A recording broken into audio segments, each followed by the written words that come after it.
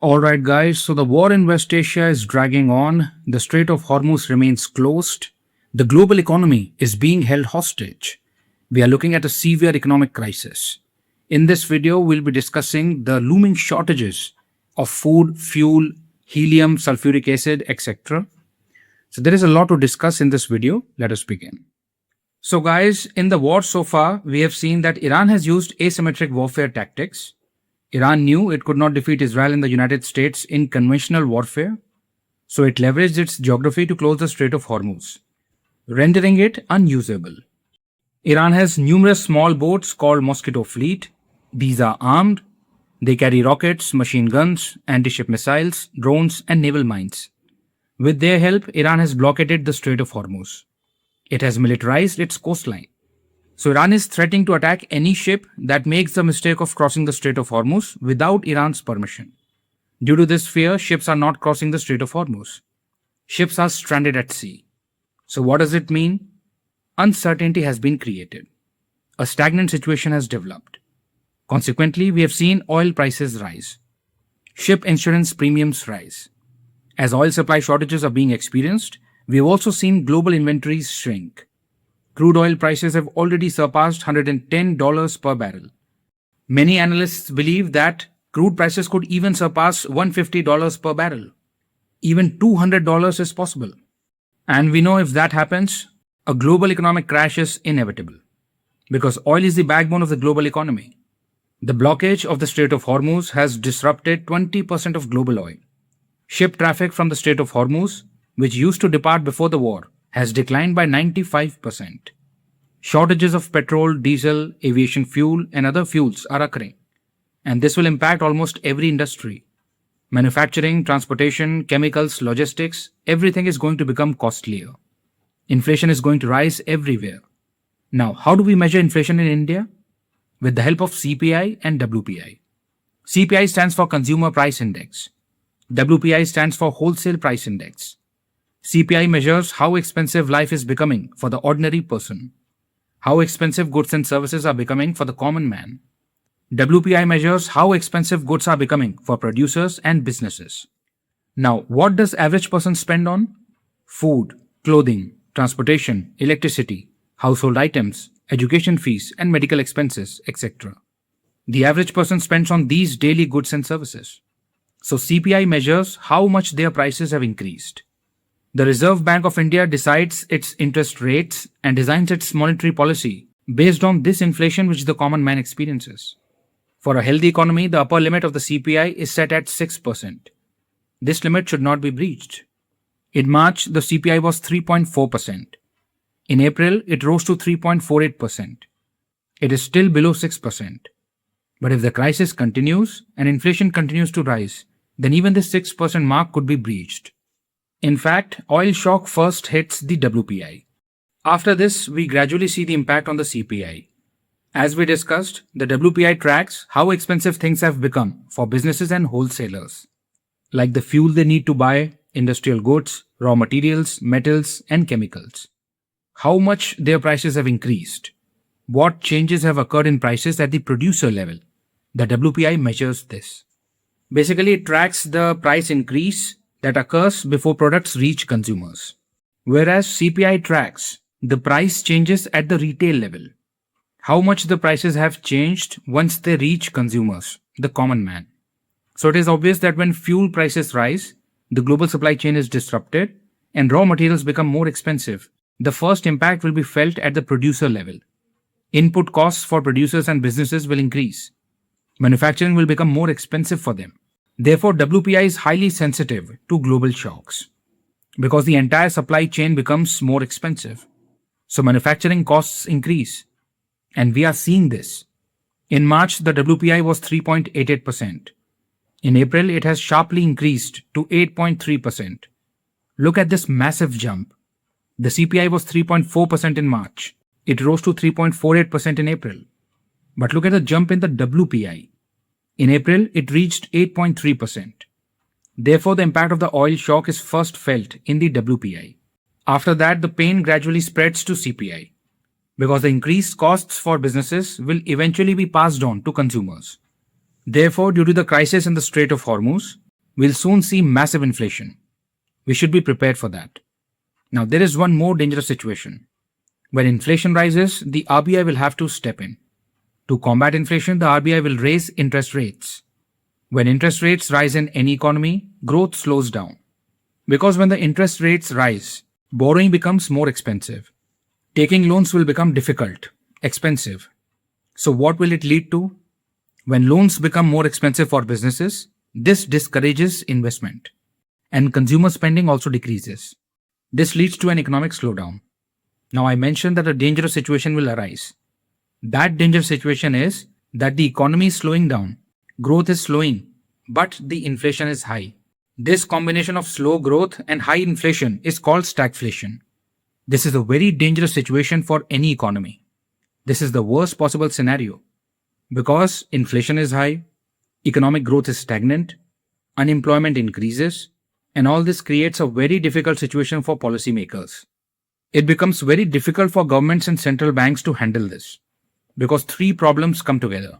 Prices of goods are rising rapidly, the economy is weak, and jobs are scarce. There is shortage of jobs. Unemployment is rampant. Salaries aren't rising, but food, fuel, electricity, and rent all are becoming more expensive. Therefore, people's purchasing power collapses. This creates a very dangerous situation. On one hand, there is high inflation, so interest rates must be raised to combat it. On the other hand, the growth is weak and unemployment is high, so interest rates must be lowered to stimulate the economy. This creates a dilemma for policymakers. That is why stagflation is called an economic nightmare. And this dangerous situation seems to develop now. Investor confidence is taking a hit. Wealth inflows into the country are declining. Government revenues have also taken a hit. As uncertainty and unpredictability increase, people will begin to panic. Then we'll suddenly see financial markets overreact. The result will be a sudden crash, massive sell-offs. Another problem will be currency instability. The rupee will continue to depreciate. See, oil has become expensive. Now you'll have to buy expensive oil with dollars. So you will need more dollars. Demand for dollars will increase. The dollar will appreciate and the rupee will depreciate. This is why PM Modi urged the country not to buy gold for a year. This is because India produces very little gold domestically. We have to import most of our gold. We also import 85% of our oil. Therefore, PM Modi has also urged people to conserve fuel and avoid foreign travel, as payments will be made in dollars there too. Similarly, he has urged people to use less fertilizer and less edible oil. These are also goods that we'll have to import from abroad, and we have to pay for them in dollars. This reduces our foreign exchange reserves and depreciates the rupee. Another problem is that the rupee will continue to weaken. And when the rupee weakens, imports will become more costly for us. This will further increase inflation. So this is the threat that is looming. Most people are unaware of how production systems work, how goods come to us, what are the processes behind the food that comes to our table. People do not understand this because these production processes involve numerous mechanical, chemical, and electronic processes, which is a very complex chain. Most people do not understand this chain of operations, this entire supply chain, how goods and services are manufactured. Therefore, most people are not prepared for the problems that are about to rise. As oil becomes more expensive, there will be an oil shortage. This will make everything more expensive because you need energy to produce goods and services. Your energy systems will be impacted. Your entire production processes will be impacted. Let us take the case of fertilizers. Approximately 1/3 of the world's fertilizer comes from the Strait of Hormuz. Now there is a disruption in its supply. So firstly, we won't get fertilizers from outside. Then the process of producing fertilizer domestically requires energy. If energy becomes costly, then domestic production also becomes costly. Therefore, there will be a shortage of fertilizer and it will also become more expensive. The production cost will rise. Fertilizer supply will decrease. This will impact crop production. Crop yields will decrease. Now, if food supply declines, food prices will rise. Food will become more expensive. Further, scientists believe that a major severe El Nino event, similar to or even worse than the El Nino event in 1870s, could occur this year. At that time, 60 million people lost their lives. The El Nino event of 1870s wiped out 3 to 4% of the world's population. Understand this, that there will be a fertilizer shortage. Food production will decline. Additionally, there is a risk of El Nino event in 2026, which will lead to drought-like situations in India. So what will this do? Famine-like situations will arise. Food shortages can occur. Currently, there are over 8 billion people on Earth. If 3 to 4% of people are affected, then approximately 300 million people are at risk from this crisis as of now. And it goes without saying that these people will likely come from the lower strata of society. Whenever a crisis occurs, the poorest are the first and most affected. They are impacted disproportionately. So the risk of this has increased significantly. Now we have discussed fuel and food. Let us now discuss electricity and how this crisis will increase electricity prices. Look, this is a chain reaction. Once fuel prices rise, the prices of everything will rise. Even today in India, we generate a large portion of our electricity from coal. Now mining and extracting coal requires energy. All the equipment, including heavy machinery, will run on fuel. Fuel has become costly. Mining and extracting coal has become costly. Transporting it has also become costly because that too requires fuel. So the extraction and transportation of coal to generate electricity has become expensive. This means that the input cost of electricity has increased. So this will increase electricity prices. Power distribution companies will have to increase their tariffs. Power shortages will be experienced. There will be power cuts. And all this will happen during the peak demand season, the summer season, when the demand is high because of cooling. So that is double whammy. Then government subsidy burden will also increase. This presents another challenge. So after electricity, now we'll discuss helium.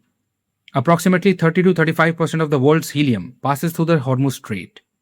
Now its supply has been disrupted, so helium supply will decline. This is serious because if helium declines, you can understand that disruptions in high-tech manufacturing will be seen. Medical diagnostics will be affected, and scientific research will be impacted. Because helium is a cooling gas, it acts as a coolant. Helium is chemically inert and it does not react easily. It can remain liquid even at extremely low temperatures. And liquid helium can reach very close to absolute zero temperature. Absolute zero, 0 Kelvin, or 273.15 degrees Celsius. Because of this low temperature, helium is used to remove heat from large machines and systems. You may have seen MRI scanners in hospitals. Helium is used to cool the magnets in them. Helium is also used in space technology. Helium is used in rocket engines, nuclear reactors, and other critical areas like quantum computing. Therefore, helium is so important. Helium is extracted as a byproduct during the processing of natural gas. Qatar produces helium in large quantities. However, the supply chain is currently completely disrupted. Natural gas processing has decreased. Therefore, production is declining, and transportation is also facing problems. This has led to widespread shortages in helium supply. This will make MRIs more expensive for us. Semiconductors, AI chips will all become more expensive. The cost of electronic equipment will rise. So we have talked about helium, now let us talk about sulfuric acid. Sulfuric acid is very important industrial chemical.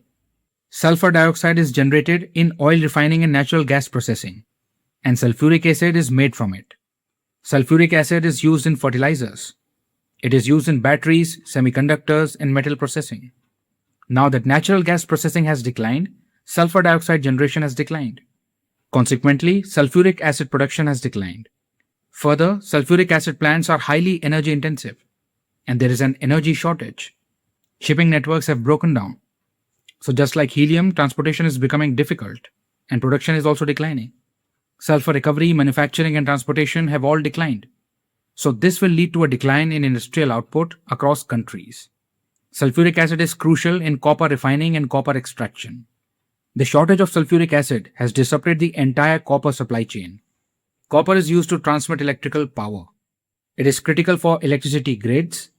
It is even used in data centers being built today. Copper is used at many places from defense systems to electronics. And because of this crisis, copper will also become more expensive. So we are seeing everything become more expensive. Because of this, people will save money to purchase essential commodities like food. Consumer spending will fall. Company valuations will crash. Many companies will have to close. Entire production lines will be impacted. Suddenly, we might see supermarket shelves appearing empty. Thus, the closure of just one factory will impact the production processes of all countries. A crisis so severe is looming that many analysts believe that if it spirals out of control, it could result in more deaths than World War II. A crisis of this magnitude could occur. Therefore, it is crucial that the war in West Asia ends. There must be a ceasefire, a peace deal, and the removal of Iran's sea mines. The Strait of Hormuz should reopen, and things must return to normal quickly. If this does not happen, then we'll all face extremely difficult circumstances within a few months.